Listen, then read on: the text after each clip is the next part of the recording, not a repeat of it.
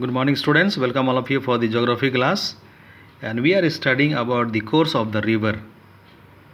There are three course. Okay, one is upper course, then middle course, and the lower course. And today we are going to study about the middle course. It says page number 39. As the rivers flow through flat lands, they get slower. Thanks to tributary rivers, rivers collect more water and they get wider. Sometimes rivers have bands called meanders. In plains, transportation is the principal work of a river that erosion and deposition the land forms, thus produced are alluvial cone or fan, wide V-shaped valley, and oxbow lake. Third one, lower course. Here the river flows into sea or the ocean. The place where the river joins the sea or the ocean is called the mouth. The principal function of a river is deposition in these course. Major landforms in this course are deltas and flood plains. So if you look at the diagram, it is given here: upper course, middle course, lower course. These are the course of a river. Okay, waterfall, tributaries, marsh, oxbow lake, meanders, floodplain, delta, estuary, and river mouth. Okay, next heading it says the importance of the rivers. What is the importance of river?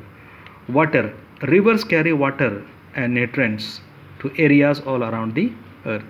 They play a very important part in the water cycle, acting as drainage channels for surface water. River drains nearly 75% of the earth's land surface. Rivers also provide drinking water to a large part of the population in many countries. Habitats. Rivers provide excellent habitat and food for many of the earth's organisms. Many rare plants and trees grow near rivers. Dukes, voles, otters, and beavers make their homes on the river banks. Reeds and other plants like bulrush grow along the river bank. Other animals use rivers for food and water. Birds, such as kingfishers, eat small fish from the rivers. In Africa, animals such as antelopes, lions, and elephants go to rivers to drink water.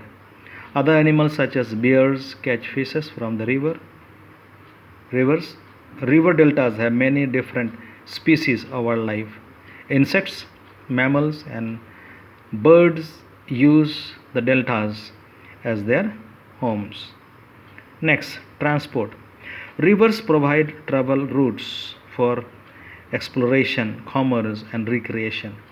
Rivers are transportation routes between the cities and towns and even across continents. Pretty. Many every river in the world has been used at one point to another to transport people and goods.